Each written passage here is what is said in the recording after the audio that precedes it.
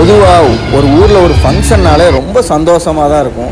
அதுவும் ஊர் மக்கள் எல்லாரும் சேர்ந்து ஒற்றுமையாக நடத்துகிற ஃபங்க்ஷன்னா அதை விட ரொம்ப சந்தோஷமாக இருக்கும்.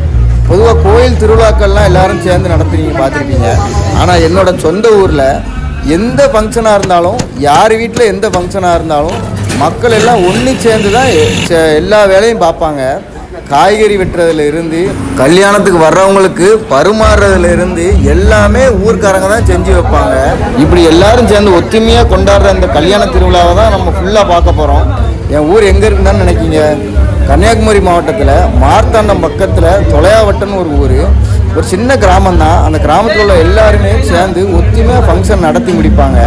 அந்த வீடியோ தான் ஃபுல்லாக பார்க்க போகிறீங்க. அந்த ஃபுல் வீடியோவும் பாருங்கள், ரொம்ப இன்ட்ரெஸ்டிங்காக இருக்கும் இந்த வீடியோ. ஒத்துமை அப்படிங்கிறது வந்து இப்போ நாள்பட எல்லா இடங்கள்லையும் குறைஞ்சிட்டு வருது.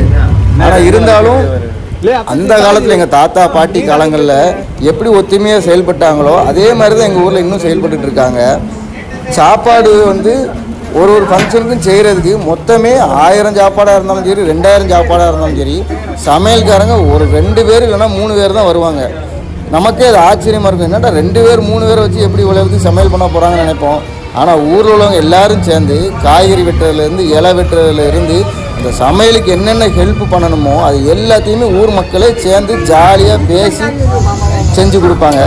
அந்த நைட்டு, அதாவது பகலில் காலையில் கல்யாணம் அப்படின்னா அந்த நைட்டு எல்லாமே ப்ரிப்பேர் பண்ணுவாங்க. அந்த ப்ரிப்பரேஷனை பார்க்குறதே ஒரு திருவிழா மாதிரி தான் இருக்கும். நம்ம ஊரில் இருந்து வெளியூருக்கு பிழைக்க போயிருப்பாங்க, வெளியூருக்கு தொழில் விஷயமாக போயிருப்பாங்க, வேலை விஷயமாக போயிருப்பாங்க. எல்லாருமே நம்ம அந்த ஃபங்க்ஷன் சொல்லி தெரிஞ்ச உடனே எல்லோரும் ஒன்றா வந்துடுவாங்க. ஒன்றா வந்து அந்த ஊருக்கு அந்த ஃபங்க்ஷன் முடிஞ்ச பிறகு தான் ஊரை விட்டே போவாங்க. இது என்னோட ஒரு சித்தப்பாவோட மகளுக்கு தான் அந்த கல்யாணம் நடக்குது. இது வந்து கல்யாணத்துக்கு முந்தின நாள் உள்ள ஃபங்க்ஷன் நடந்துகிட்ருக்கு.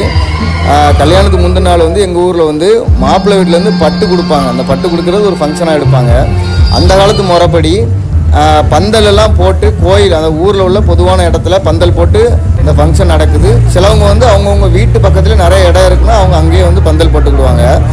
அந்த காலத்தில் வந்து எங்கள் தாத்தா காலத்துக்கு முன்னாடி உள்ள காலங்கள்லாம் அவங்களே சொந்தமாக ஓலை முடஞ்சி பந்தல் போட்டு ஊர்க்காரங்க தான் பந்தலும் போடுவாங்களாம். எல்லாமே அவங்க தான் பண்ணுவாங்களாம். இப்போ வந்து பந்தல்லாம் வந்து வெளியே கொடுக்க ஆரம்பிச்சிட்டாங்க, வெளியே வந்து போட ஆரம்பிச்சிட்டாங்க. ஓலை வெட்டி ஓலை முடஞ்சி பந்தல் போட்டு வாழை இலை, அந்த வாழை தோரணம், அந்த இது எல்லாமே ஊர்க்காரங்க செய்வாங்களாம். கடற்கரையில் போய் மாட்டு வண்டியில் போய் மண் எடுத்துகிட்டு வருவாங்களாம். இது வந்து செம்மண் பூமியாக இருக்கும். அந்த ஃபங்க்ஷன் நடக்கிற இடத்துல மட்டும் போடுறதுக்கு கடற்கரையில் போய் மண் எடுத்துகிட்டு வந்து அந்த இடத்த வந்து ஃபில் பண்ணுவாங்களாம். இப்போ வந்து இந்த கடலில் மண் எடுக்கிறதுலாம் வந்து பெரிய விஷயம், அதெல்லாம் இப்போ பண்ண முடியாது. ஆனால் அந்த காலத்தில் அப்படிலாம் பண்ணியிருக்காங்க. அதெல்லாம் வந்து கேட்கறதுலே நமக்கு வந்து ரொம்ப ஆச்சரியமாக இருக்கும். ஆனால் அந்த காய்கறி வெட்டுறது, இந்த நம்ம அந்த சாப்பாட்டுக்கு பருமாறுறது, இதெல்லாம் வந்து நாங்கள் இன்னும் அது வந்து ஃபாலோ பண்ணிகிட்ருக்கோம். ஆனால் அந்த விஷயத்தெல்லாம் நம்ம இன்னும் ஃபாலோ பண்ணலை, அது முடியாது, ஃபாலோ பண்ண முடியாதனால அதை விட்டுட்டாங்க.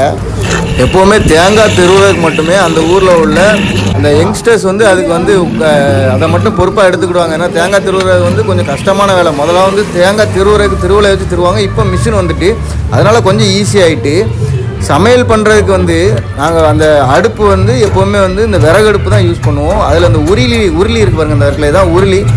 இது வந்து வெங்கல உருளி. இந்த உருளியில் செஞ்சால் எந்த இது செஞ்சாலுமே அவ்வளோ டேஸ்ட்டாக இருக்கும். சீக்கிரம் வந்து கெட்டு போகாது அந்த உருளியில் செய்கிறது. சமையல் பண்ணுறதுக்கு 2 பேர் தான் வந்திருந்தாங்க. 2 பேர் அவங்க சமையல் நமக்கு வெட்டி காய்கறி கொடுக்க அவங்க அந்த சமையல் ஆரம்பிச்சிடுவாங்க. இந்த காய்கறி வெட்டுறது எதுக்குன்னா அடுத்த நாள் மதிய சாப்பாட்டுக்காக ரெடி பண்ணிகிட்ருக்காங்க. காய்கறி வெட்டுற அன்னைக்கு வந்து சாப்பாடு வந்து ரெடி பண்ணுவாங்க. அது வந்து மதியமே சாப்பாடுக்கு எல்லா வேலையும் முடித்து மதியமே ரெடி பண்ணி வச்சுட்டாங்க.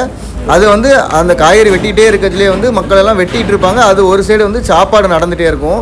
ரெண்டாவது இன்னொரு விஷயம் என்னென்னா, வீட்டில் வந்து பெரிய ஆட்கள் இருப்பாங்க, வர முடியாது, அந்த மாதிரி உள்ள ஆட்களுக்கெல்லாம் வந்து நம்ம வந்து பாத்திரம் எடுத்துகிட்டு வந்து ஊரில் வந்து எடுத்துகிட்டு போய்க்கலாம். சாப்பாடு எவ்வளோனாலும் எடுத்துகிட்டு போய்க்கலாம். யாரும் ஒன்றும் சொல்ல மாட்டாங்க. ஏன்னா எல்லாருமே சொந்தக்காரங்களாக தானே இருப்பாங்க. யாரும் ஒன்றும் சொல்ல மாட்டாங்க. எவ்வளோ சாப்பாடுனாலும் எடுத்துகிட்டு போய்க்கலாம். காய்கறியெல்லாம் வெட்டி முடிச்சுட்டு தான் வந்து சாப்பிடுவாங்க. எல்லோரும் காய்கறி வெட்டி முடிச்சுட்டு சாப்பிட்டாங்க. நான் சாப்பிடாமல் இருந்தேன், அதனால் நான் உட்காந்து சாப்பிட ஆரம்பிச்சிட்டேன். மணி 2:30 மணி ஆகிட்டு. சாப்பிட்டுட்டு தூங்கினா தான் அடுத்த வேலையெல்லாம் பார்க்க முடியும். இதே மாதிரி ஊரெல்லாம் ஒன்று கூடி நடத்துகிற திருவிழா உங்கள் ஊரில் நடந்துச்சுன்னா கண்டிப்பாக கமெண்டில் சொல்லுங்கள்.